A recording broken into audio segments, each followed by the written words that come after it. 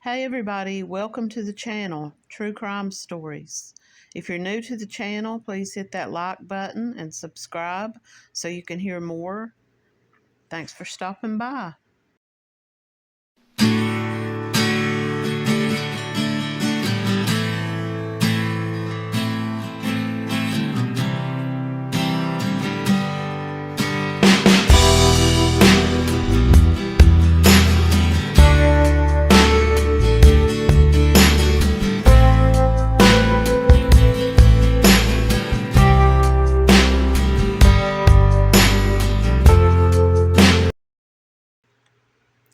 Today I'm going to talk about a woman who went missing from Tennessee by the name of Amanda Maria Crawford. She's been missing since August 15th, 2015 from Cookeville, Tennessee. She's a white female, born January 28, 1982. She was 33 at the time of her disappearance, 5'4" and 140 pounds. White, female, with brown hair and brown eyes. Now, she has quite a few tattoos, so I'm going to go through them here. She has the Celtic knotwork, a flower tattoo from her shoulder to shoulder across her upper chest. She has butterflies on her upper left arm, a naked fairy sitting on a mushroom on her upper right arm. Now here's what we know about her. She also went by the nickname or the alias Jade. Crawford was last seen in Cookeville, Tennessee. She disappeared shortly after she married James Willis Pharis. Now James Willis Pharis was a wanted felon. At the time that they got married, he had prior convictions for child molestation and terroristic threats. But it's not clear whether or not Crawford knew about this when they got married. It is said that they went on a sightseeing trip and she never returned. She's never been heard from since. On September 11th, 2015, Pharis was arrested for drunk driving on Highway 56 near Baxter, Tennessee. Authorities learned that he was wanted in Georgia for failure to register as a sex offender. He was sent back to Georgia and imprisoned. Crawford was not with him at the time of his arrest, and he said that they had been staying together at a camper at the Twin Lakes Catfish Farm in Baxter. When Pharis' family came to pick up his camper and truck, they found no sign of Crawford, and they claimed that they were unaware that she and their son had even got married. Now, Pharis was released from prison in September of 2017, and he has not been helpful with police or searchers in the search for her. The birds are really chirping up a storm out here, so I hope y'all, if it picks that sound up, I hope you enjoy the sound of birds.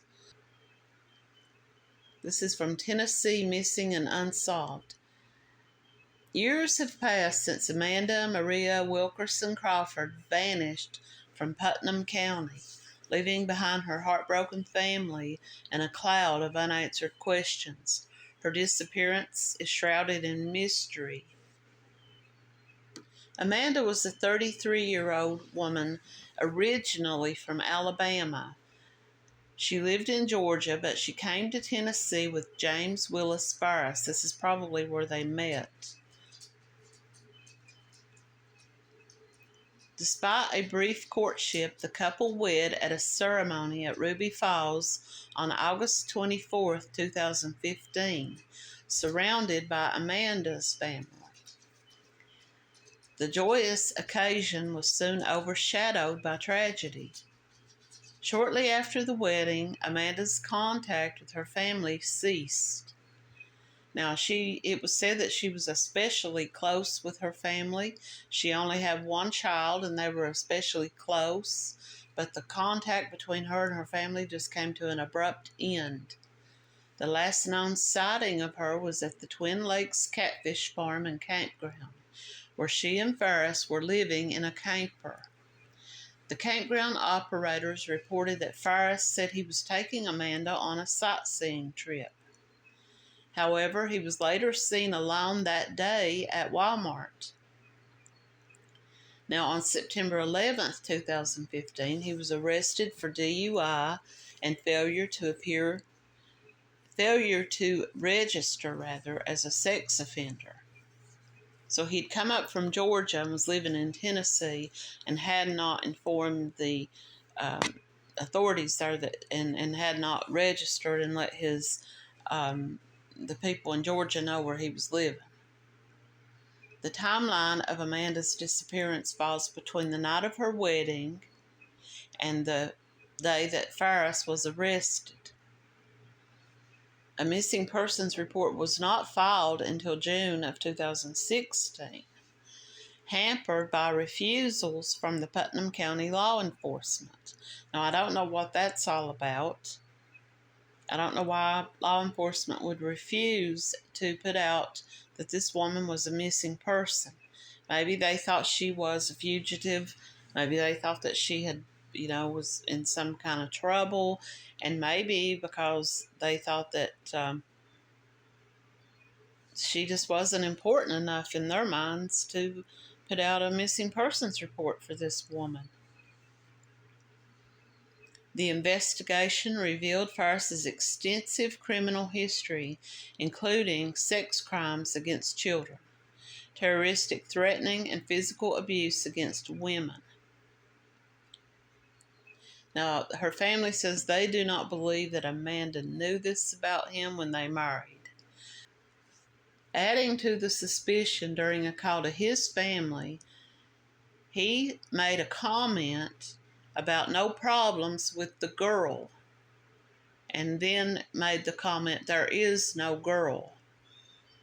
Now, these were red flags, but he also denied any knowledge of her whereabouts. Her disappearance has left a gaping hole in the lives of her family and friends. She has missed her own child's milestones. Her grandmother died and she didn't attend the funeral, and countless other events that went on in her family's lives that she was not there to be a part of. I really couldn't find a whole lot more about Amanda. There was one story that I read.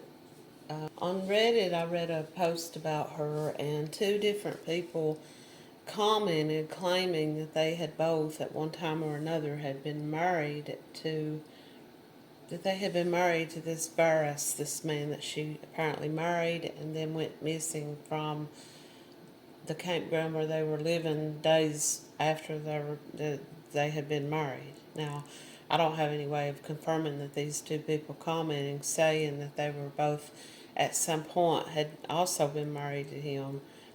One woman claimed that she was married to him for 7 years or so, and they had 2 kids together, and that her children were now grown, and she keeps a watch on any news about him or any news about Amanda.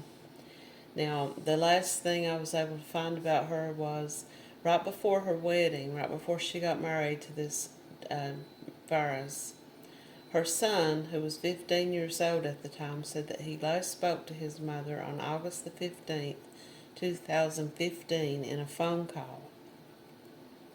And this was the last time that he ever talked to her.